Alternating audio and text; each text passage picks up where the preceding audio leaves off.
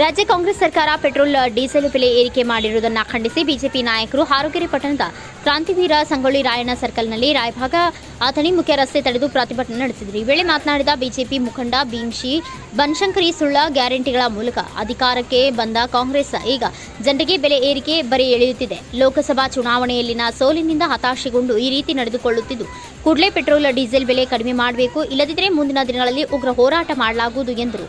ಅಂದು ಬಿಜೆಪಿ ಸರ್ಕಾರದ ವಿರುದ್ಧ ಪ್ರತಿಭಟನೆ ಮಾಡಿದ ಕಾಂಗ್ರೆಸ್ನವರು ಪೆಟ್ರೋಲ್ ಡೀಸೆಲ್ ಬೆಲೆ ಏರಿಕೆ ಮಾಡಿದ್ದಾರೆ. ಗ್ಯಾರಂಟಿಗಳಿಂದ ಜನರಿಗೆ ಮೋಸ ಮಾಡಿದ್ದು, ಮುಂದಿನ ದಿನಗಳಲ್ಲಿ ಗ್ಯಾರಂಟಿಗಳು ನಿಲ್ಲಲಿವೆ ಎಂದು ಬಿಜೆಪಿ ಚಿಕ್ಕೋಡಿ ಜಿಲ್ಲಾ ಒಬಿಸಿ ಮೋರ್ಚಾ ಅಧ್ಯಕ್ಷ ಭೀಮರಾಜ ಒಡೆಯರ್ ಮಾತನಾಡಿದರು. ಈ ಸಂದರ್ಭದಲ್ಲಿ ಕುರ್ಚಿ ಮಂಡಲ ಅಧ್ಯಕ್ಷ ಶ್ರೀಧರ ಮೂಡಲಗಿ, ಕುರ್ಚಿ ಮಂಡಲ ಉಪಾಧ್ಯಕ್ಷ ಕುಮಾರ ಬನಶಂಕರಿ, ಮಲ್ಲಿಕಾರ್ಜುನ ಕಾನಗೌಡರ್, ಸದಾಶಿವ ವಾಳಕೆ ಸೇರಿದಂತೆ ಇನ್ನು ಅನೇಕರು ಹಾಗೂ ಬಿಜೆಪಿ ಮುಖಂಡರು, ಕಾರ್ಯಕರ್ತರು ಉಪಸ್ಥಿತರಿದ್ದರು. Yallappa Mabanur, S9 TV, Raybag. ರೈತರಿಗೆ ಚಿಪ್ಪು ಕೊಟ್ಟಂತ ಕಾಂಗ್ರೆಸ್ ಸರ್ಕಾರಕ್ಕೆ, ರೈತ ವಿರೋಧಿ ಕಾಂಗ್ರೆಸ್ ಸರ್ಕಾರಕ್ಕೆ,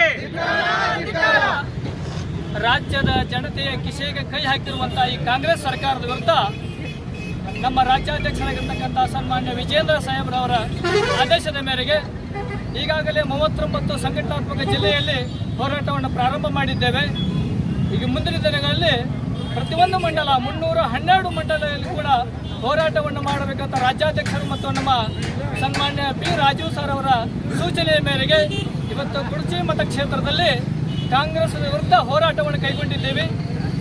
ಈ ಸರ್ಕಾರ ಜನವಿರೋಧಿ ನೀತಿಗಳನ್ನು ತರ್ತಾ ಇದೆ. ಈ ಸರ್ಕಾರ ಜನರ ಜೇಬಿಗೆ ಕೈ ಹಾಕುವಂಥ ಕೆಲಸವನ್ನು ಮಾಡ್ತಾ ಇದೆ.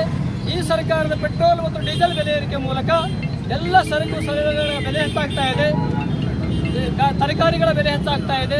ಈ ರೀತಿ ಹಲವಾರು ಬೆಲೆಗಳನ್ನು ಹೆಚ್ಚು ಮಾಡುವುದರ ಮೂಲಕ ಸಿದ್ದರಾಮಯ್ಯನವರ ಸರ್ಕಾರ ಮತ್ತು ಈ ಕಾಂಗ್ರೆಸ್ ಸರ್ಕಾರದ ಧೋರಣೆಯನ್ನು ಖಂಡತುಂಡವಾಗಿ ಖಂಡಿಸ್ತಾ ಇದ್ದೇವೆ.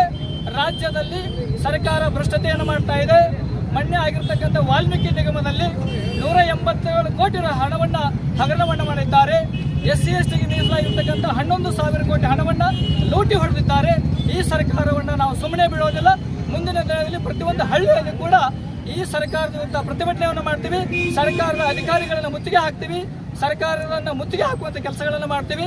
ಈ ಸರ್ಕಾರ ತಕ್ಷಣ ರಾಜ್ಯದ ಜನತೆಯ ಆಶೋತ್ತರಗಳಿಗೆ ಸ್ಪಂದಿಸಬೇಕು, ಬೆಲೆಯನ್ನು ಕಡಿಮೆ ಮಾಡಬೇಕು. ಬೆಲೆಯನ್ನು ಕಡಿಮೆ ಮಾಡದಿದ್ದಲ್ಲಿ ಇಡೀ ರಾಜ್ಯದ ತುಂಬ ಭಾರತೀಯ ಜನತಾ ಪಕ್ಷ ಉಗ್ರವಾದ ಹೋರಾಟವನ್ನು ಮಾಡ್ತೀವಿ ಅಂತ ಹೇಳಿ ಇವತ್ತಿನ ಹೋರಾಟದ ಮೂಲಕ ಕಾಂಗ್ರೆಸ್ ಸರ್ಕಾರಕ್ಕೆ ಎಚ್ಚರಿಕೆಯನ್ನು ಕೊಡ್ತಾ ಇದ್ದೇನೆ. ಹಲೋ ಭಾರತ್ ಮಾತಾ ಕಿ.